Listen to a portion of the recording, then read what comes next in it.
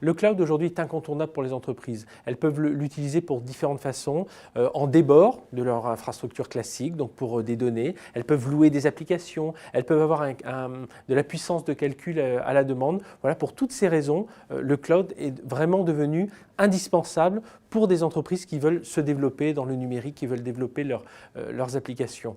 Elles peuvent en plus avoir accès à un paiement à l'usage, c'est-à-dire qu'au lieu d'avoir une infrastructure chez elles avec des coûts récurrents, eh bien là, elles ne vont payer que ce qu'elles consomment.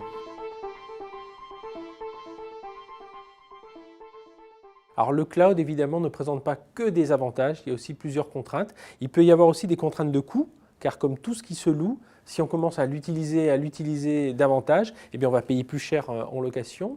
Une autre contrainte est celle des données.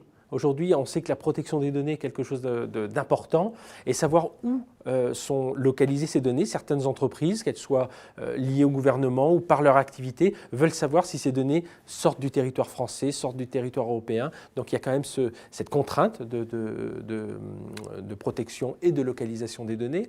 D'autres contraintes aussi, c'est les offres qui ne sont pas tout à fait matures. C'est vrai qu'on parle du cloud depuis 2009, mais voilà, il y a plusieurs types de prestataires, il y a plusieurs types de solutions et souvent les solutions ont encore un peu besoin de maturité pour qu'on puisse vraiment en tirer les bénéfices. Il faut savoir qu'il y a deux familles de prestataires cloud. Il y a le cloud, ce qu'on appelle le cloud public, donc des Amazon, des Google, des Microsoft, des Salesforce. Et puis il y a le cloud un peu plus privé, qui sont des hébergeurs, des sociétés de services qui vont proposer ces prestations dans un environnement un peu plus fermé.